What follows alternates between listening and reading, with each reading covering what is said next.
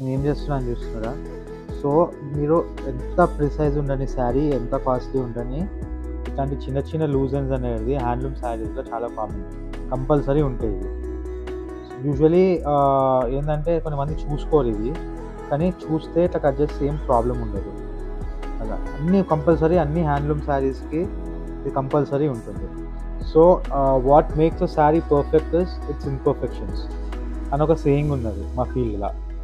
అలా సో ఈ loose ends ఉంటే శారీ డ్యామేజ్ అని ఏం అనుకోకండి, it's just part of the sari, ఏం ప్రాబ్లం ఉండదు అట్లా. So coming to the sari now, ఇది ఎలా ఉందో చూడండి. సో మీకు ఇక్కడ వచ్చేసి మొత్తము బీహైవ్స్ది ఉంటుంది చూడండి, ఆ డిజైన్ హెక్సాగన్స్ అది ఉన్నాయి.